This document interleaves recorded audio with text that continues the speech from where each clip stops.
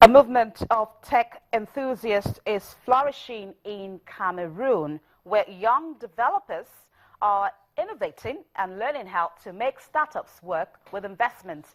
Some of Cameroon's young technology innovators and enthusiasts recently came together in the capital, Yaoundé, for the launch of the much-anticipated first-ever locally developed video game, The Orion, the legacy of the Kori Odan.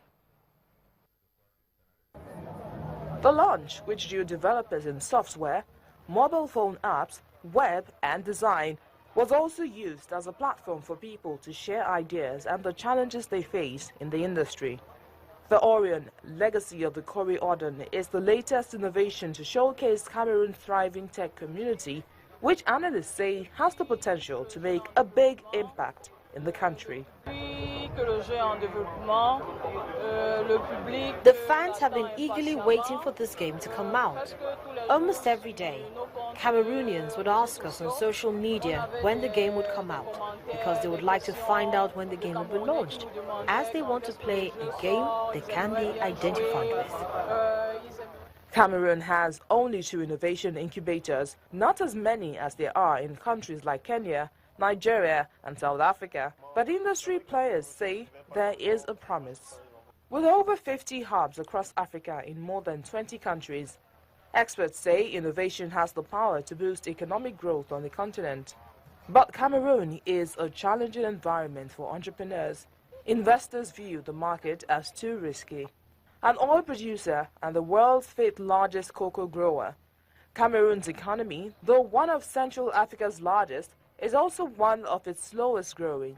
Entrepreneurs say they need more support, not just from foreign investors, but in creating a local environment that can nurture startups, like access to fast internet, loans and mentorship.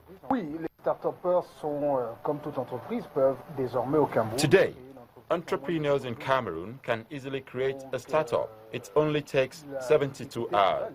But the main challenge for them is getting access to financing and for the development of their apps. So they still need assistance with infrastructure, especially the fiber optic cables, and the lowering of the cost of doing business.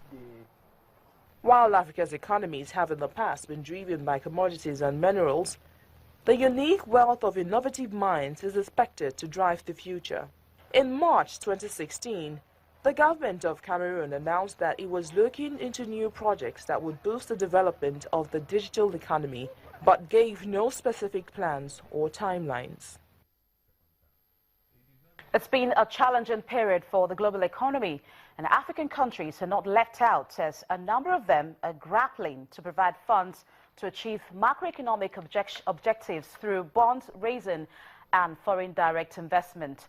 Gaimin Nonyane is the senior macroeconomic analyst with Ecobank in London. She joins me now to discuss some of these problems and what steps are taken to address them. Gaimin, welcome to the program. Thank you. If you can hear me, this is not the best of times for many countries around the world as global growth continues to slow. Some countries in Africa have developed measures to deal with slowing growth. What is your assessment on these efforts? Yes, it is a very difficult time for African economies, of course, because of what's happening in the global economy. We've just seen the World Bank decide to revise downward their growth prospects for this year as well to just below 2.5%. So this just goes to show that the economic environment for a lot of African countries, it's not really good.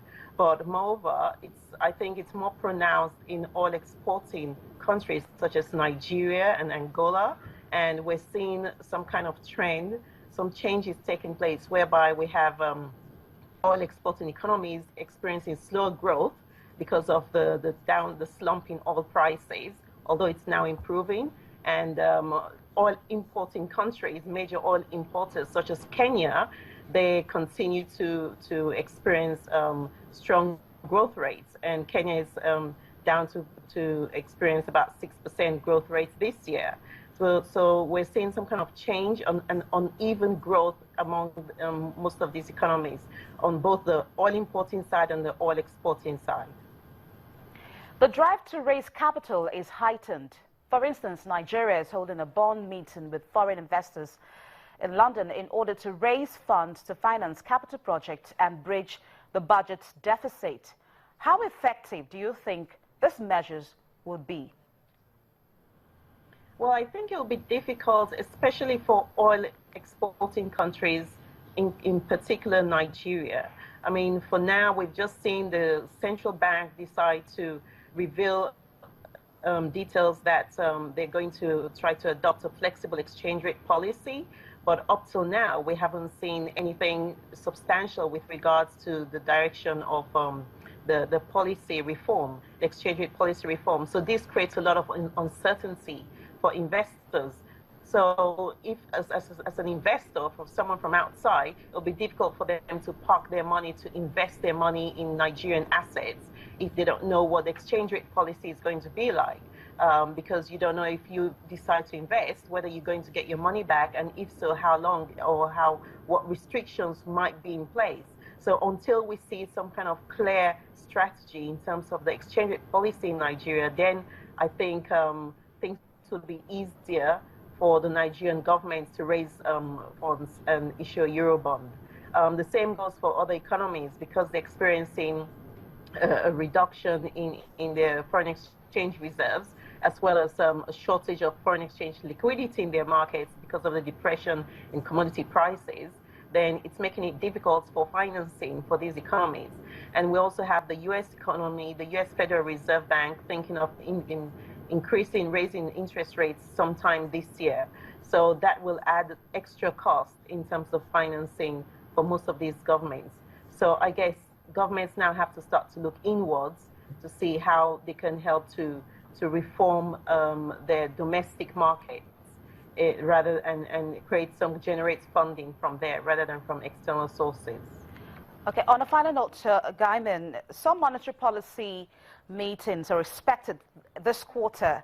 According to reports, Ghana and Kenya are expected to keep rates on hold, while Nigeria would raise its MPR to 13% at its next meeting.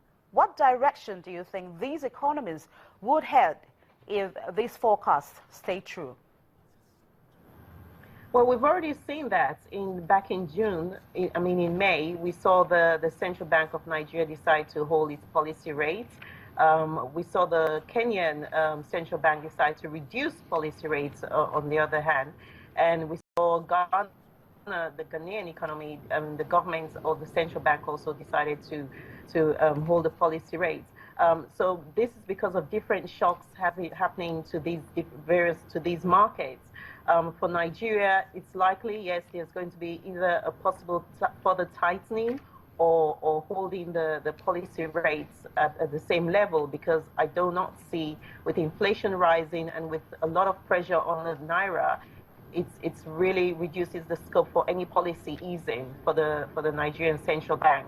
With Ghana, it is the inflation has been slowing slightly, but it still remains high in double digits, about 18%. So it is unlikely that they'll be raising interest rates anytime soon, because it's already high at 26%. But if we see a steady downward trend in inflation, then there's a possibility that they could reduce rates sometime in the second half of this year. Okay. And for Kenya, we've already seen a policy easing. Thank you so much, Gaimin Nonyane, Senior Macroeconomic Analyst at EcoBank in London.